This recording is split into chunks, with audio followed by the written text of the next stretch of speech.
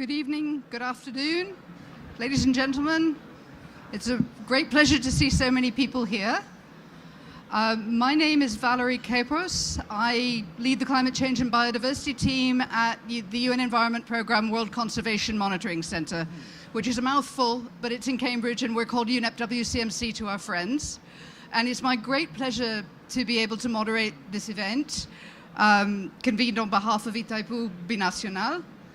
And I think without going any further at all, I'd like to invite our first contributor for opening remarks, Mr. Marcelo Freire, who is the Deputy Secretary for Climate and International Relations at the Ministry of Environment in Brazil. Thank you. Thanks, everybody. It's a pleasure to be here. It's an honor to be here talking about our amazing benchmark case that it's called Itaipu. It's a benchmark in several different ways. We are really proud about Itaipu performance and Itaipu really effective results. There has been proven that hydroelectric power, it can be really a drive for sustainable development, for sustainable energy, and it can really be a drive for preservation and natural resource, smart natural resource use. Itaipu, it's a proof that a big operation like that can bring positive environmental impacts to its surrounder, to the communities around, while producing clean energy, renewable energy. I think it's really important for us to have the opportunity to bring this vision, to show the case, to show like decades of proven historically strong data that is demonstrating that operation like that can bring like a really positive impact also in biodiversity.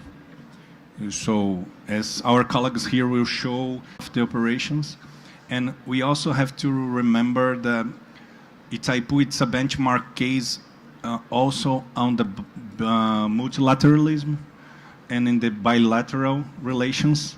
So we have like the opportunity to have here the minister from Paraguay, our friend Carbonell from Itaipu, and it's really an example how two countries can work together, respecting environmental to build solutions. And it has all to do what we are doing here in this COP. So I always like to work based on real examples. And there is no better example related to this issue and to this industry than Itaipu. And of course, I'm really proud of it. But there's no better example because it's a really proven example. Countries, and you have to work with like this, a whole hydro ecological scheme around to take care. So I think they're just going to explain how things work, but it's like really amazing how much the operation of Itaipu really brought a better quality of environmental quality to the public, to the environmental, to the region, and how it contributes like with a huge amount for our electric matrix, for Paraguay electric matrix, in a total clean way. So thanks a lot, guys. I invite everybody to pay really attention on the really great benchmark case that Itaipu is. So every time that you think about hydropower electricity, please learn and seek to learn more about Itaipu case. That's the invitation that I let you all. Thanks a lot for being here. And we have to move forward working together as different countries for new solutions, clean solutions. Thanks.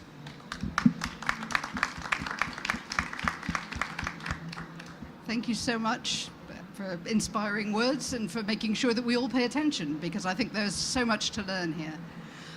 Next, I'd also like to invite remarks from the UNFCCC itself, Mr. Alex Paris from the Secretariat. Hello, good afternoon, everyone. Thank you very much, Itaipu, for this invitation. Mr. Marcelo, Deputy Secretary from the Minister of Environment, colleagues here in the panel, everyone here in Glasgow, everybody on YouTube Live, thank you for being here in this important moment in time. So Glasgow, this amazing city that has welcomed the world. Scotland is this beautiful place that I got to see a little bit on my day off on Sunday. And I would take this 5 minutes I was giving for this opening remarks to share some thoughts and to share some insights from this first week of the COP. So I was invited in for a panel last week, and I was asked a question. Why did I chose this mission? Why am I working on climate change? And that brought me some memories from early days, almost 20 years ago. Memories of professors and mentors. And there's one in particular that I want to mention, and some of you might know him, is Dr. Giovan Meira Filho. He was the vice president of the IPCC in the late 90s. He was also the chief negotiator of Brazil for the Article 12 of the Kyoto Protocol. And what has inspired me about this professor that I had the honor to work with him was the way he was able to translate such complex topics, such as climate science, climate diplomacy, in an easy way. So I'll share with you something that I learned from him, a story that he used to tell his students. So imagine you are in a very fancy and expensive restaurant, and at the table there's an American, there's a British, there's a Japanese, and there's a Russian sitting at this table. They order starter, and they eat and talk. They order the main course, and they eat, talk, and laugh. And then Chinese arrive at the table, and he asks, "Can I join you?" And the rest of the people in the table say, "Of course, please join us. Join us for dessert." And then he asks the dessert, and it's the most expensive dessert. He actually has 2 desserts, but okay. And then the Brazilian joins. "Hey, can I also join? I'm late, sorry, I'm Brazilian." And then he orders the coffee. You know, Brazilians, we love coffee. Brazilian coffee. He drinks the coffee. Everybody has the coffee together. And then they are having the coffee, sharing some jokes. And then running comes someone from Somalia. And he was sweating because he came running. And then he orders some water. And it's tap water. And he sits on the table. And then just after him comes the waiter. And the waiter asks, "Here's your bill. How do you want to split? Are you sharing equally?" So this really stuck with me. So I've been dealing with the topic of climate change for almost 20 years. And I've been seeing the evolution of this topic. So almost 20 years ago, this was an environmental issue. 10 years ago, this became a development issue. Today here, this is an existential issue. It's an issue about survival. And that's why we are here united in Glasgow. And I thank you, all of you, very much again. And I wish you a great event.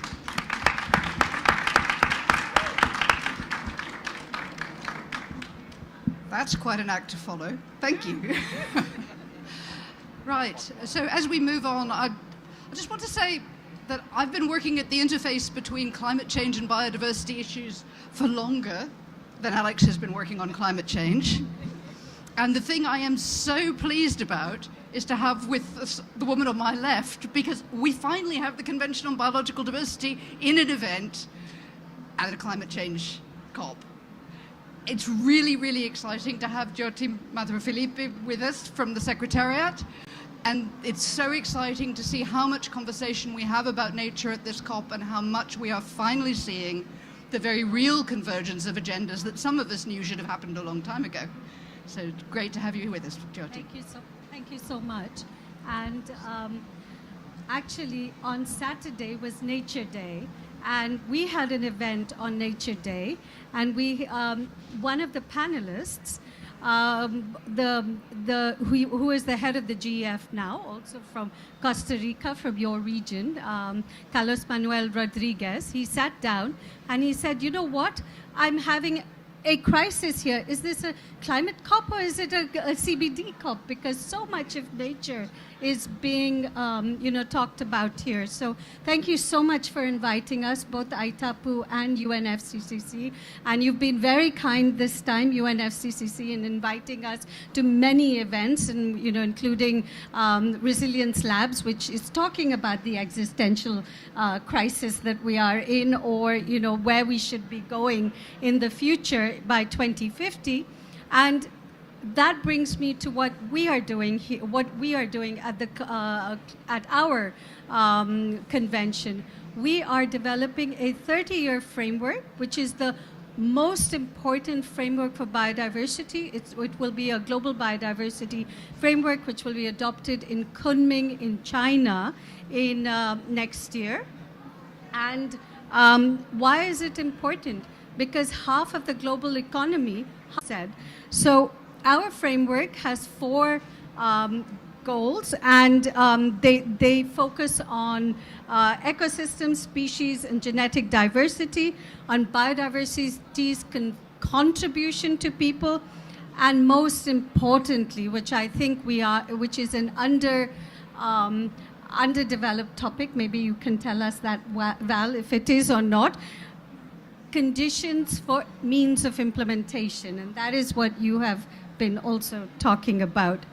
So we have many targets that directly relate to business, and this is also a new approach that we're taking. We had a 10-year framework which we did not meet. We did not meet any of our targets. They were called the Aichi biodiversity targets, and I think we might have nominally met one, which is protecting 17% of land.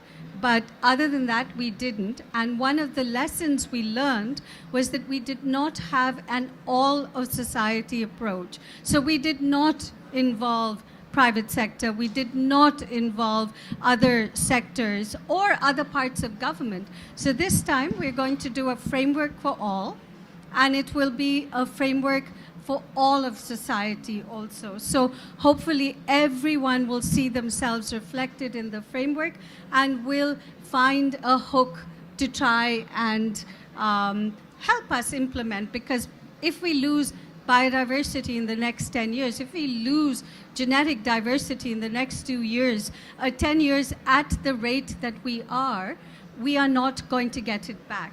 So this is why biodiversity is important. And if you have seen, we are at the tipping point. Biodiversity is at a tipping point. We had a report in 2019 that said 1 million species are threatened by extinction.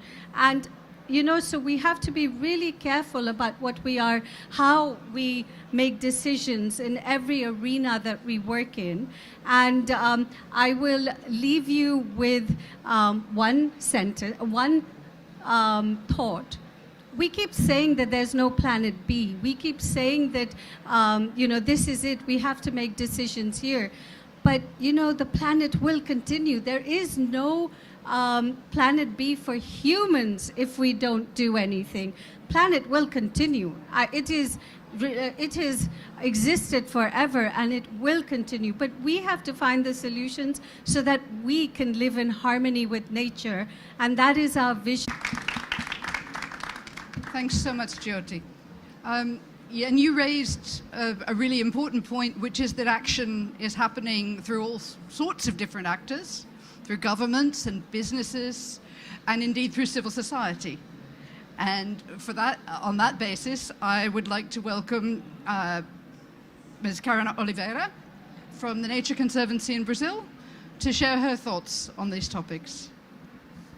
Thank you so much. Thank you, Itaipu, for this opportunity and this possibility of inspiration. Itaipu is an inspiration, the work developed in the region. And I would like to share with you and in this afternoon our work in Amazon region and in Forest Atlantic in this challenge to maintain the biodiversity, the conservation, and the development. Because at the end of the day, we need energy, we need development, especially local development. And the challenge is how we can development and at the same time maintain the connectivity of the river, for example. When we build big dams or small dams in area like Amazon region, it's a very big challenge. And our work is use some conservation tools that help us to understand the dynamic of the river and how we can establish some mechanisms of offsets and choose some points of the river where we need building some specific activities to change this situation, the local situation, and develop a big dam or other kind of infrastructure. Especially in our case, we studied Tapajós Basin. Tapajós Basin is the biggest basin in Amazon region, into the Amazon basin. And this is like a new frontier because it's a very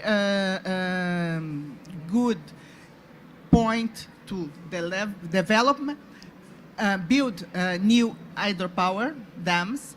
In the same time, this is a very specific point to export grains produced in the region. So we have a big challenge with infrastructure in this scenario, and our idea with these conservation tools was identify where we can put a big dam or we can build a port infrastructure or others. So with this situation, we identify after some biodiversity studies, possibilities to maintain the conservation and at the same time methodologies to build the infrastructure. But for achieve very good results, we need other questions that we can establish and present for the communities, because this is a very challenge too. We have protected areas in the region, we have indigenous people, we have local communities. And one of these lessons is talk with them to start this process. Never start a process of development without dialogue with the local communities and indigenous people. This is a first point.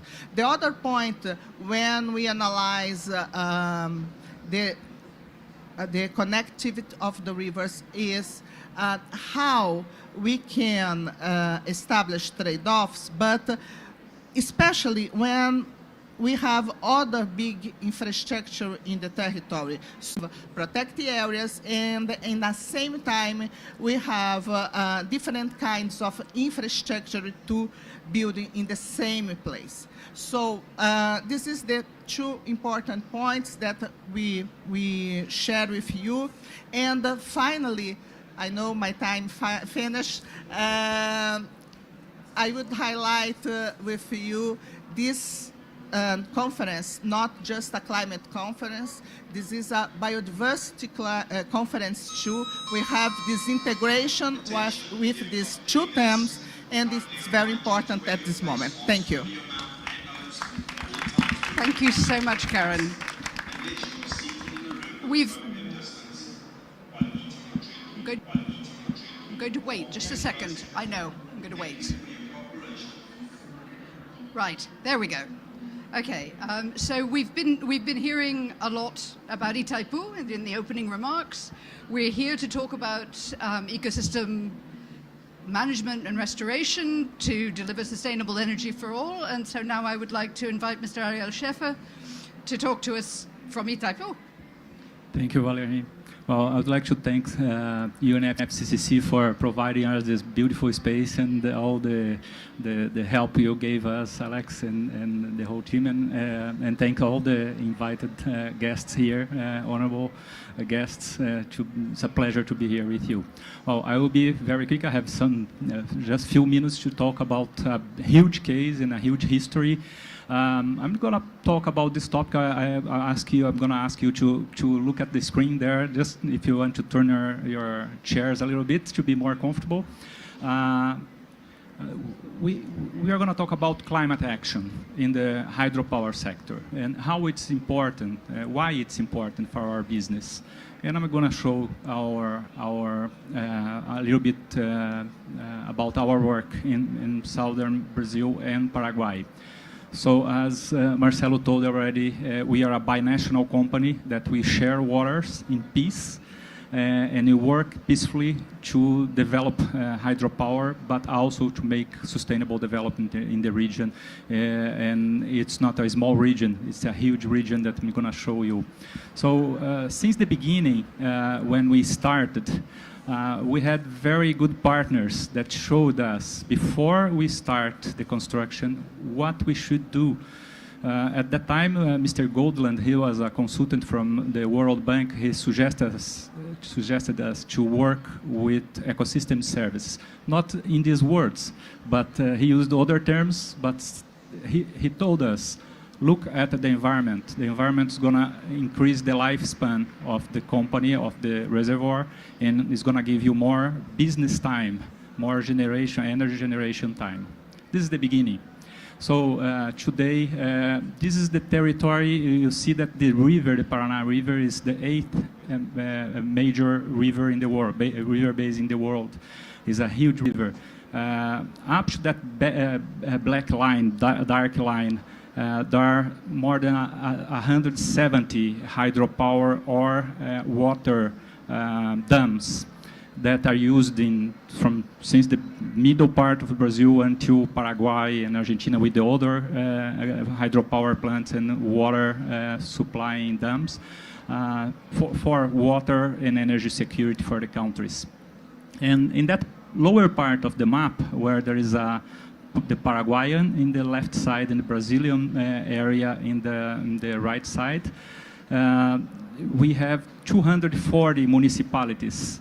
And in this area supplies 18% of the water of the Itaipu dam.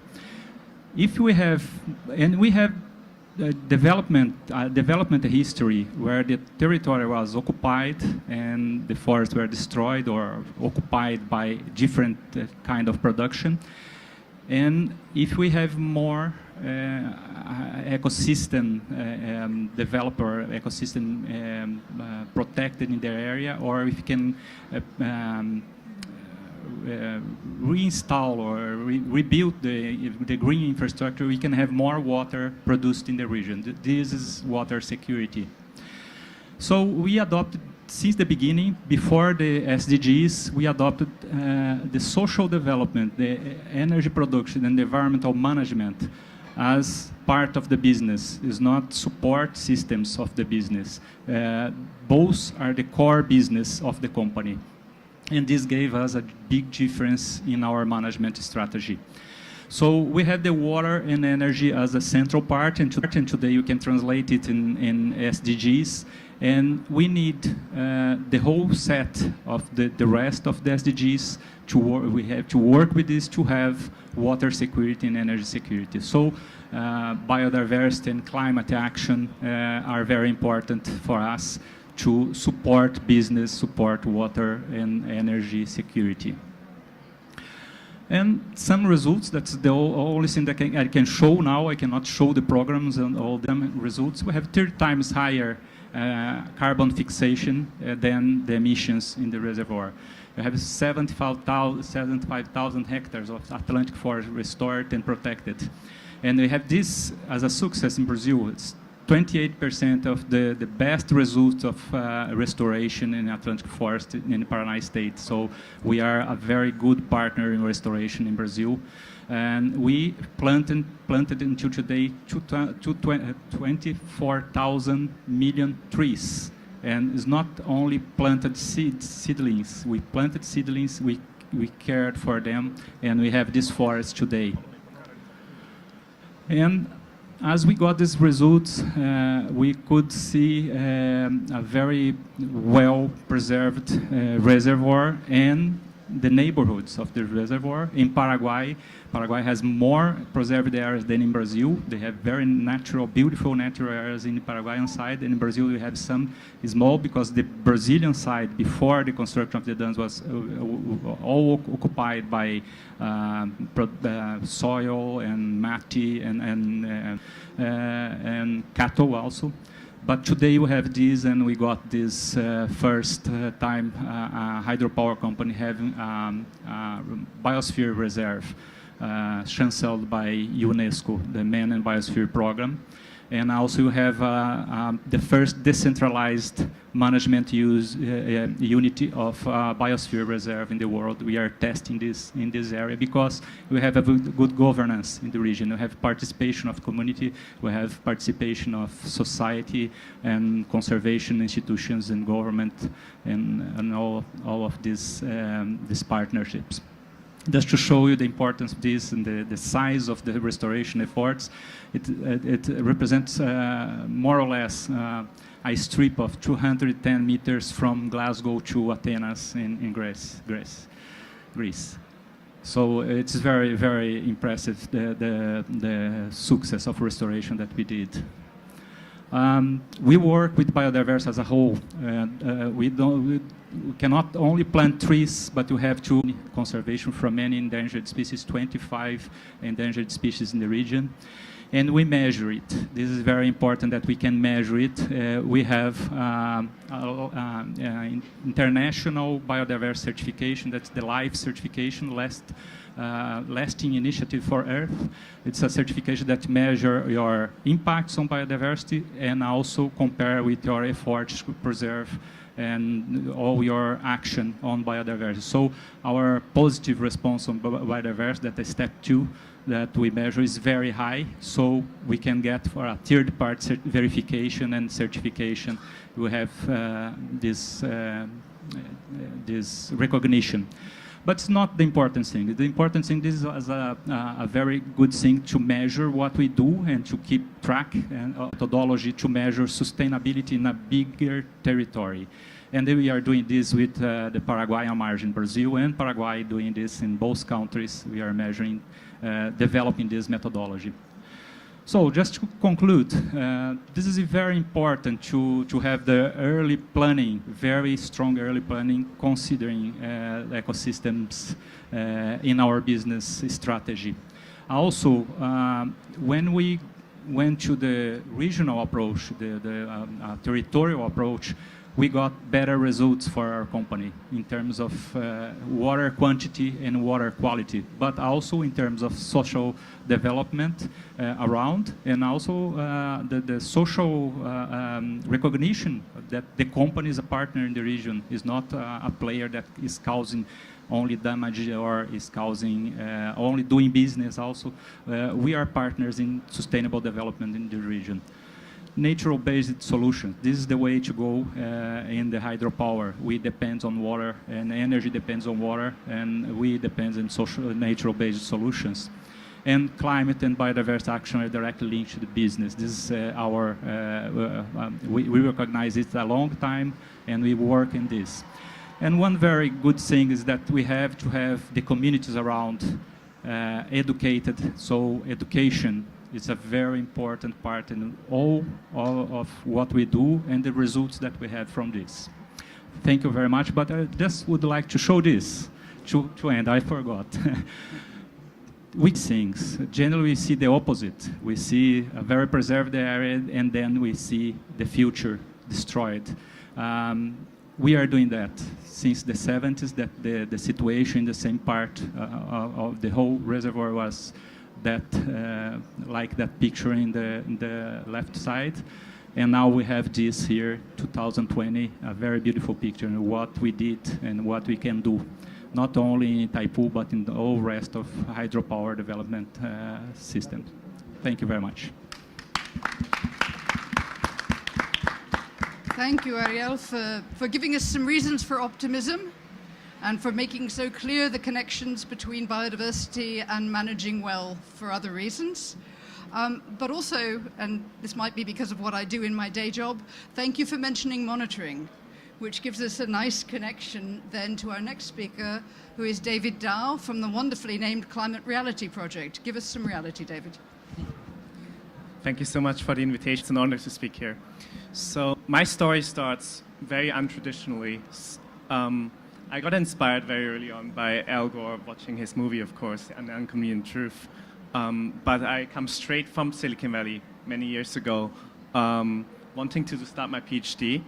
And it was at COP23 in Bonn that I joined a hackathon with 100 youth participating in figuring out what was back then a crazy idea, like how can maybe technology such as artificial intelligence and blockchain technology help preserve and battle climate change.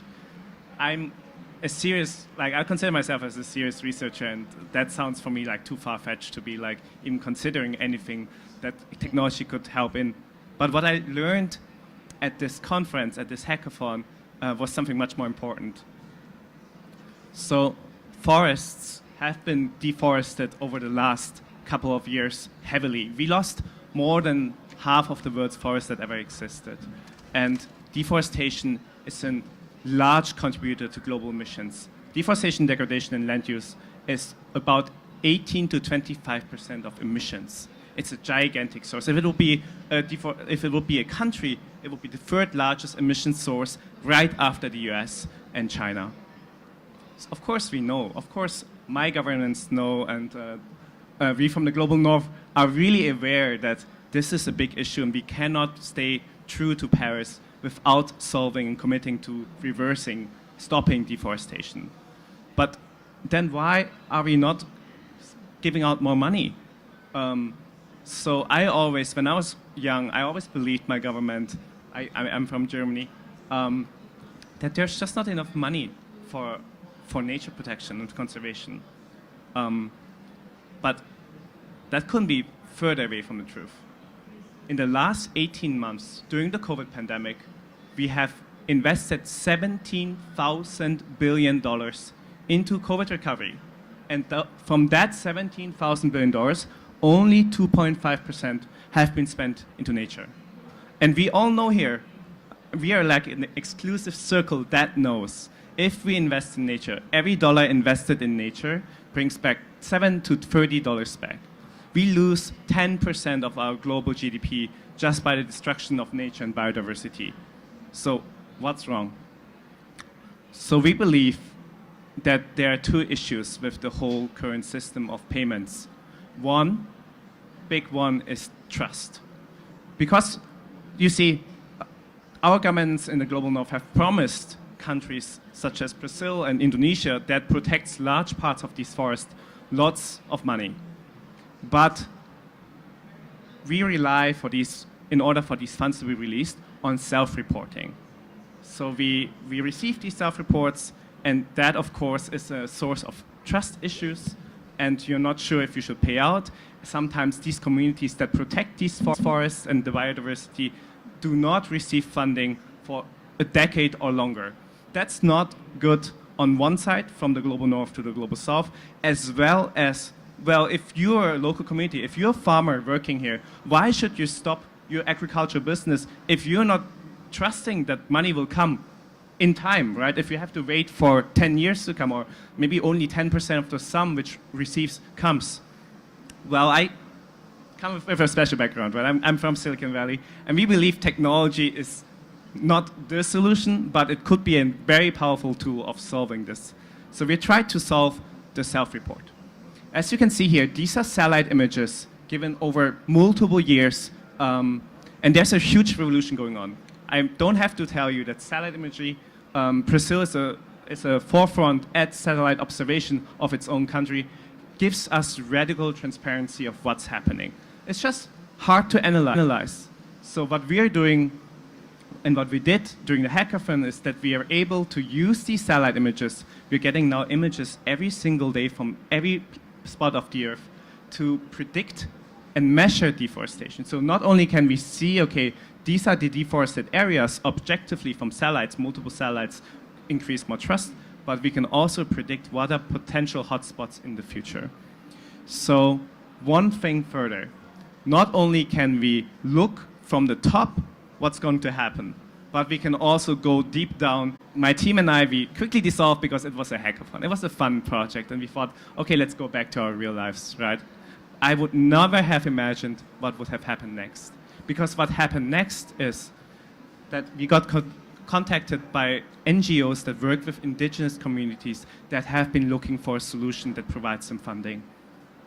And they were like, David, can you use that technology to provide us funding? And we're like, and I was like, but it's not real. But can you make it real? So we thought about a way to not just measure, but also release funds to these communities in a more transparent way. And we tried to solve the second trust issue, which is the slow financial system. When we basically pay out to communities, when I pay out from Switzerland to a local community, what I would like to share with you now is what my team has been working on for the last 4 years. We call it Gain Forest. And it's our solution of incentivizing and hacking capitalism to provide more funding to local and indigenous communities that protect our forests.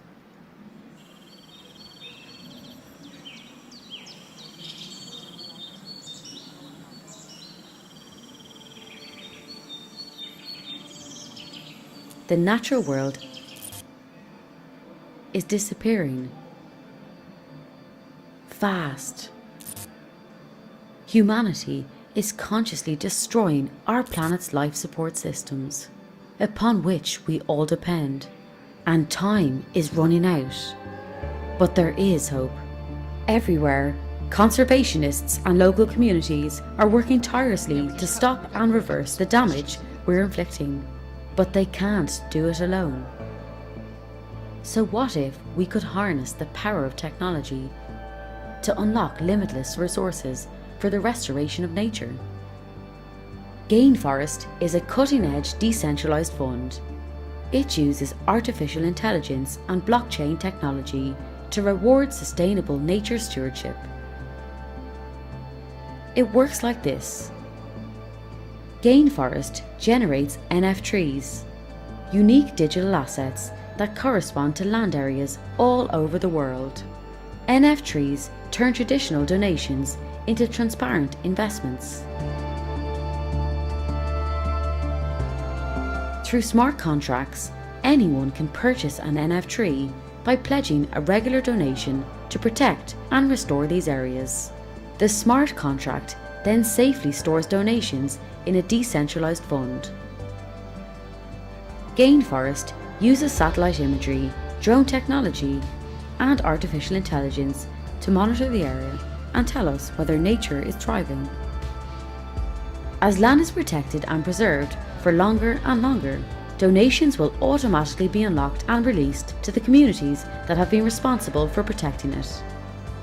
Simultaneously, donors are able to trace the impact of donations whilst their NF-trees increase in value as habitats are restored. Gain Forest will revolutionise the world of conservation. Together, we can fund the protection and restoration of our natural world, preserving it for us and our children.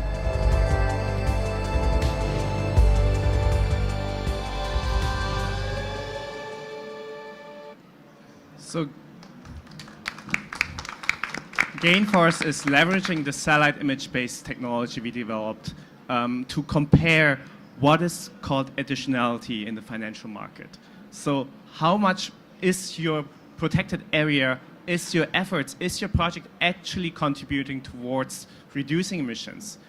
And we do this on data-based technology. As you can see here, we have an area which is twice the size of the UK, protecting a large area managing forests here in Brazil, and we can see that without damagement, you can see around there wouldn't be so much to compare with. So this is something which would give another independent look besides self-reporting.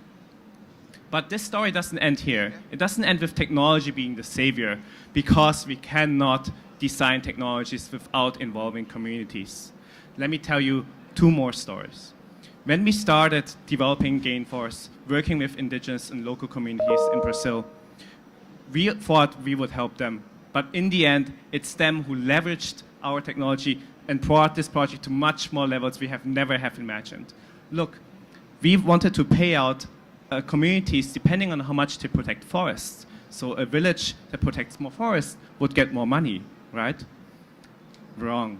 They were looking at me and like, David, you don't understand us. Here,